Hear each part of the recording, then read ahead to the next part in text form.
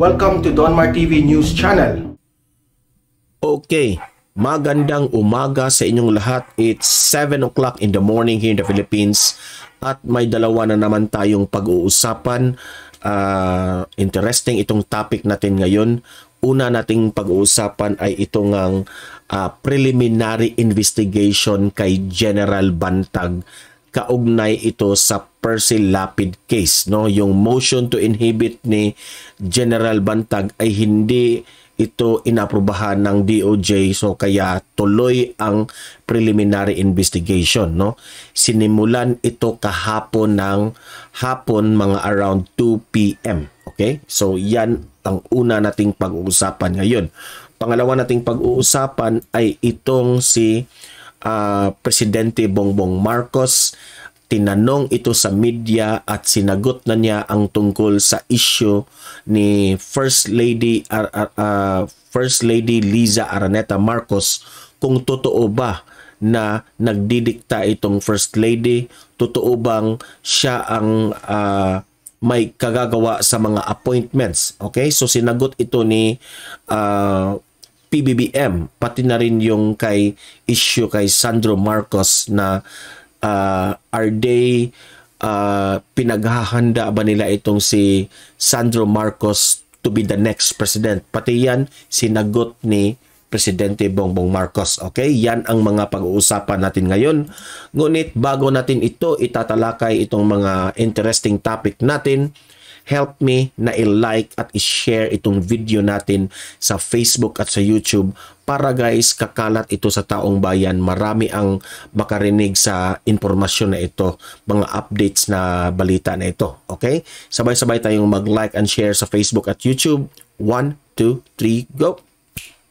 Thank you very much. At kung bago ka pa lang sa aking channel at gusto mo ang mga ganitong updates ng ating mga balita, help me na i-follow at i-subscribe ang ating Facebook channel at ating Facebook page at YouTube channel para lagi kayong makapanood ng mga updates tungkol dito. Okay? So sabay-sabay tayong mag-follow and subscribe. 1, 2, 3, go!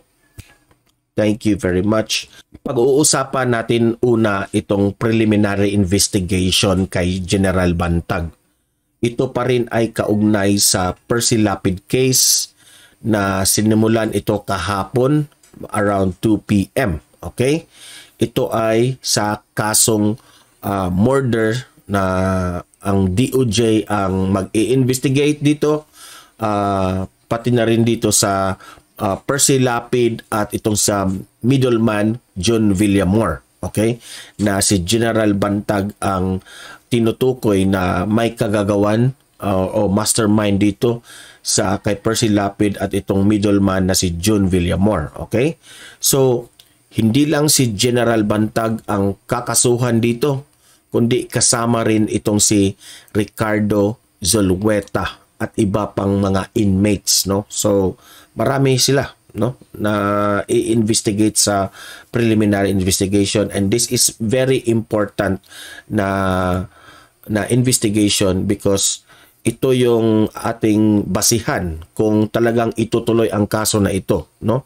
Kapag sa preliminary investigation walang makitang credible na ebidensya, di madidismiss yung kaso na ito. So mahalaga ito, no? So pati yung abogado ni Ricardo Zulueta ay wala pa rin sagot kung dadalo ba ito sa preliminary investigation, no? Pati rin ang abogado nitong si General Bantag, wala pa rin tugon kung si General Bantag ay dadalo sa mga sa preliminary investigation na ito. Okay? So let's keep it respect their privacy also sa tungkol dyan, no? So tinanong rin ang abogado ni Ricardo Zulueta o kung magsusumite na sa kanyang counter affidavit. Tingnan natin yan, no? At panuorin natin itong video kung ano ang sagot ng mga abogado na ito, kung mag-counter affidavit na ba sila. Okay? So, ang ibang inmates rin, no, na yung mga kinasuhan dito, dadalo na lang sila sa through video conference.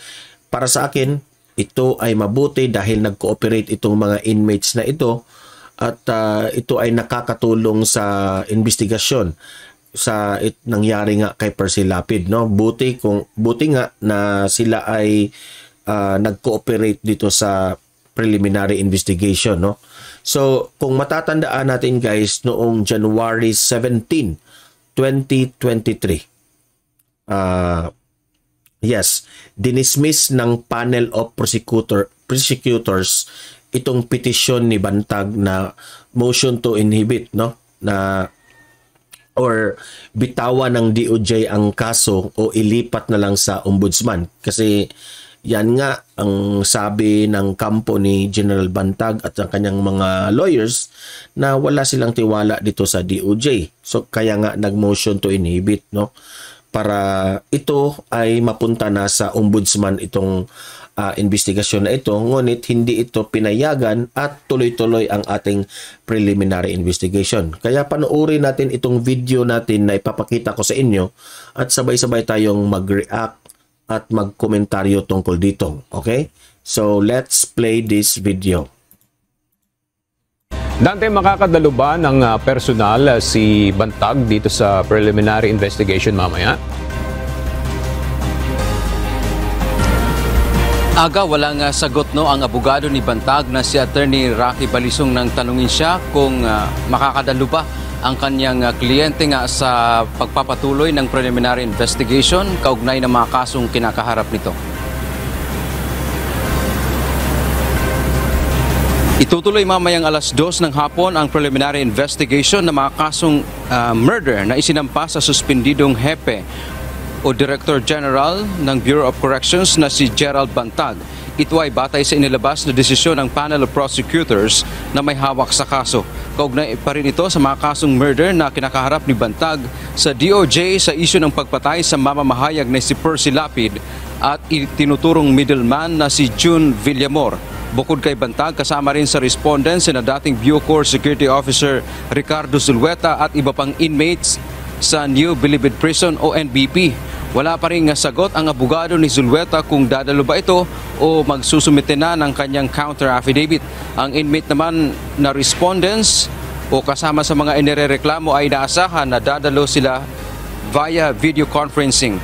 Noong January 17, 2023 ay dinismiss ng panel of prosecutors ang petisyon ni Bantag na mag-inhibit o bitawan ng Department of Justice ang kaso at ilipat na lamang sa Office of the Ombudsman. Sa desisyon ng panel of prosecutors, nanindigan silang may jurisdiksyon sa kaso at itinakda ang susunod na pagdinig mamayang alas 2 ng hapon. Sa ngayon aga ay wala pang tayo nakita dito either abogado ng mga respondents na nakatakdang ang dadalo mamaya sa pagpapatuloy ng preliminary investigation dito sa department. Okay, so magre-react tayo dito, no, sa sitwasyon ngayon dito sa preliminary investigation.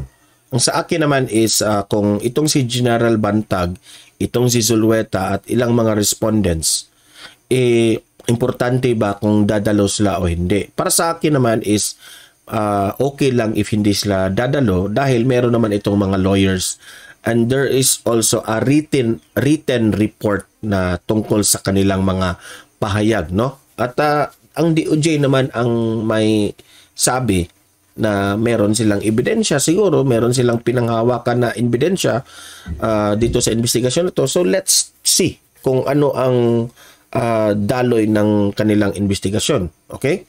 So, ito lang ang aking komentaryo. Sana itong DOJ headed by SOJ Rimulya, sana naman sir na we the Bantag supporters at yung mamamayang tao,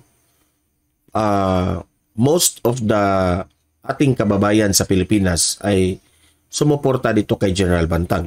Ang hinihingi lang dito sa mga supporters ni General Bantag, sa kampo ni General Bantag, ang hinihingi lang sir is yung patas na investigasyon, no? Sana naman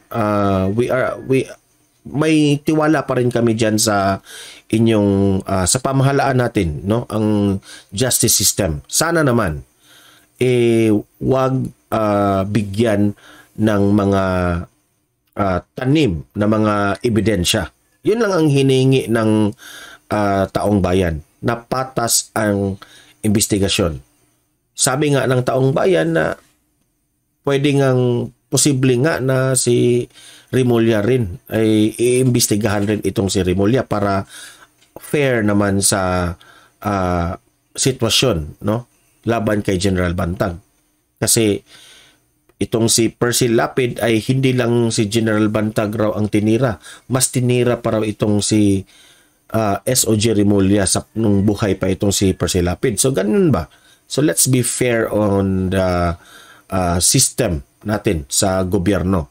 So yan lang ang hinihingi ng taong bayan, na patas na investigasyon. Yun lang ang aking makomentaryo tungkol dito.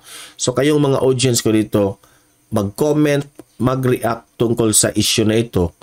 Ano sa tingin nyo? Magiging patas ba ang DOJ sa pag-imbestiga dito kay General Bantag? No? May tiwala pa ba kayo sa pamahalaan, sa justice system natin? Mag-comment, mag-react at babasahin natin yan. Okay? So pangalawa nating pag-uusapan ay ito ngang issue tungkol kay First Lady Liza Araneta Marcos, no? Sa pangingialam di umano sa mga appointments ng Pangulong Bongbong Marcos. Okay, matindi yan. Maraming mga vloggers, maraming mga political analyst na sabi nila na kontrolado raw itong si Presidente Bongbong Marcos dito sa ating First Lady Liza Araneta Marcos. Na para naman sa akin, wala tayong ebidensya dyan. Puro lang yan hearsay. Yan kasi ang hirap, na wala tayong pinanghawakan na ebidensya. Okay? Puro lang hearsay. Okay? So, ayon kay Presidente Bongbong Marcos, wala raw impluwensya ang ating First Lady Liza Araneta Marcos when it comes tungkol sa pagtatalaga o pag-a-appoint ng mga government officials. Yan ang sabi ni Presidente Bongbong Marcos. Galing na yan sa bibig ni Presidente Bongbong Marcos. At may video akong ipapakita sa inyo na mismo si PBBM na ang nagsabi niyan. Okay, mamaya ipapakita ko sa inyo yung video na yan, no? Maging issue ng politika, patakaran o programa ng pamahalaan, hindi raw nangingialam itong si First Lady Liza Araneta Marcos, no? PBBM said hindi siya nadidiktahan ng kanyang asawa or yung First Lady natin, no? Klarong-klaro yan, ha. Hindi raw siya nadidiktahan, no? O in English, he is not dictated by his First Lady. So, nagkukonsulta lang si PBBM ni First Lady Liza Araneta Marcos, no, kapag tungkol na sa legalities. Dahil itong si First Lady Araneta Marcos, magaling na abogado ito eh. So, the time na naghihingi ito ng idea o advice, tungkol lang sa mga legalities. Kung sino ba namang hindi humingi ng mga kaalaman tungkol dyan sa legalities, na magaling naman na aboga siya itong si First Lady natin, di ba? So, yun lang. Humingi lang ng advice, yan ang sabi ni PBBM, nire-respeto niyan sa field ng legalities kasi ano yan pinag-aralan yan lang mga lawyers, di ba? At abogado naman itong ating First Lady. So, credible siya na pwede talaga siyang manghingi ng mga ideas, mga advices dito sa ating First Lady. Okay? So, nagtuturo pa nga itong ating First Lady. Teacher rin ito. No? So talagang kukonsulta yan si PBBM when it comes to that. Okay? So PBBM also was asked by the media, no, about Sandro Marcos. Itong media briefing na dinaluhan ni Presidente Bongbong Marcos, no, yung mga reporters na nag-i-interview kay PBBM, no, have a chance to ask kung ito ba raw si Sandro Marcos ay inihanda ba ito to be the next president. Oh, ayan, alam niyo naman ang media na sometimes makulit itong media, no, kasi itong si Sandro Marcos sa lahat ng mga lakad ng Pangulo ay halos kasama itong si Sandro Marcos, no, yung pupunta si Sandro Marcos with his father, the President of the Philippines, sa iba't ibang lugar, sa iba't ibang bansa. Okay? So, hindi maiiwasan ng mga tanong ng mga media kung hinahanda na ba itong si Sandro Marcos to be the next president. At ayan ay sinagot ni Presidente Bongbong Marcos na sa video na ipapakita ko sa inyo. Okay? So, let's play the video at sabay-sabay natin itong magre-react, comment tayo dito. Minsan nang iginiit ni First Lady Liza Araneta Marcos na hindi siya nakikialam sa pagtatalaga ng mga opisyal ng pamahalaan. Nagbabala rin ito sa mga gumagamit sa kanyang pangalan upang makakuha ng posisyon sa gobyerno. Batay kay Pangulong Ferdinand Bongbong Marcos Jr., walang impluwensya sa kanya ang First Lady kaugnay ng pagtatalaga ng government officials. Maging sa mga isyong politika, patakaran at programa ng pamahalaan, hindi anya siya nadidiktahan ng kanyang may bahay. Gayunman, kung usaping legal, dito niya kinukonsulta ang asawa dahil sa pagiging well-trained lawyer nito. Ginawa nito ang pahayag sa espesyal na media interview sa Malacanang araw ng Lunes, January 23, 2023. Really has no input on that. The First Lady helps me in terms of the organization, because she's actually very, very good at that. Organizing which office, how the workflow goes, where the documents go through. She's a well-trained lawyer, so she's very good at that. And but that's the extent of it. We don't talk policy together. I mean, she'll comment. She generally say that, that looks good, that doesn't look good, I don't know why you're doing that, that's fine, what a great idea. But that's it. Do you consult her in difficult decisions? Not political. Not political decision. Legal. Oh yeah, legal, I will ask her. Isang abogada at profesor. So, klarong-klaro yun, ha? Kukonsulta lang itong si PBBM when it comes to legalities. Okay. First Lady Liza.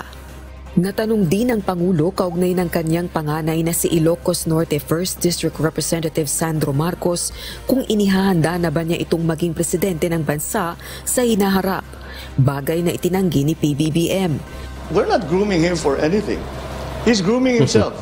He has decided on this career and politics, and he will handle it the way he does. Dagdag pa nito, walang long-term plan para mailagay ang kanyang anak sa pinakamataas na posisyon sa gobyerno. First-time member ng House of Representatives ang 28 anyos na si Congressman Marcos. Samantala, itinanggi naman ng Pangulong may plano siyang italaga bilang Presidential Advisor ang dating Social Welfare Secretary na si Erwin Tulfo. Ito ay bagaman nais niya pa rin itong maging kabahagi ng kanyang administrasyon. We had other plans for him, not as a presidential advisor.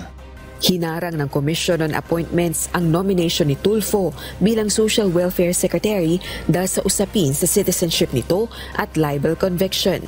Rosa Licoz, UNTV. Okay, so ayan, sinagot ni PBBM, itinanggi yung mga issue tungkol dito kay First Lady Liza Araneta Marcos na nangingialam, at ito ring si Sandro Marcos na hindi nila inihanda itong si Sandro Marcos, no? Comment ko dito is yung mga vloggers, mga political analyst na nagsasabing itong raw si First Lady natin ay nangingialam sa mga appointments, sa mga desisyon ng pamahalaan, no? Sa programa man o patakaran ng gobyerno, hearsay lang yun eh. So pati nga si First Lady natin ay itinanggi yan, no? So kahit si PBBM ay nagsalita na tungkol dito, kahit itinanggi nila ito, itinanggi ng First Lady, pati ito, pero itong mga vloggers, itong mga political analysts will still not believe. I know hindi yan sila di sila makontento dito sa mga sagot ng mga leaders natin, no? So kanilang opinion yan, ating irerespetuhin yan. Ang sa akin lang is nagsimula kasi ito sa mga vloggers, no?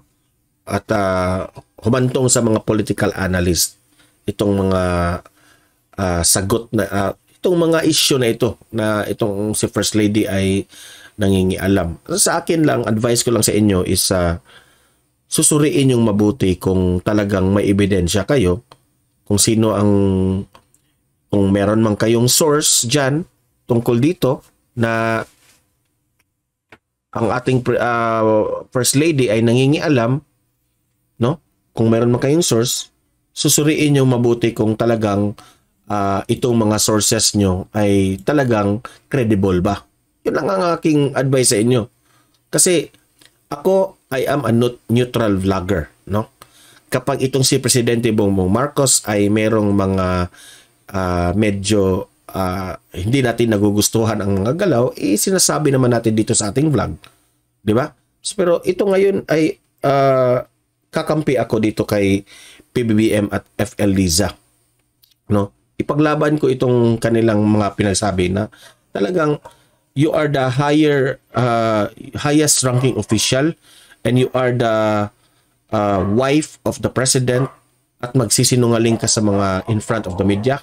Hindi naman, I don't think so na magsisinungaling itong ating mga leaders, no? Kasi ano ito serious business na ito. Hindi ito palabas, hindi ito chika-chika lang, hindi ito showbiz, kundi seryoso ito. This is the ito yung trabaho na involved ang taong bayan. So hindi ako naniniwala na nagsisinungaling itong ating presidente at itong si ating First Lady. Okay, so mag-comment, mag-react kayo tungkol dyan, at pati na rin dyan sa kay Sandro Marcos, kung inihanda ba ito o hindi, no? Basta itong si Sandro Marcos ay patuloy rin sa kanyang trabaho. Nagsiserve ng kusang nagserve sa atin, sa taong bayan, na he don't care kung ano ang sasabihin ng mga media, anong sasabihin ng taong bayan, yung mga kumukontra sa kanila, no? Kung siya ba ay magiging presidente in the future, walang pakialam si Sandro Marcos niyan.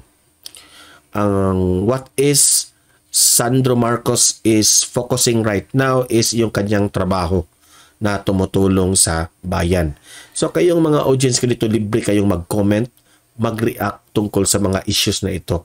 Kay Bantag o dito kay sa ating Presidente Bongbong Marcos, libre kayo, hahayaan ko kayong mag-comment, mag-react, at re-respetuhin natin ang inyong opinion. Okay?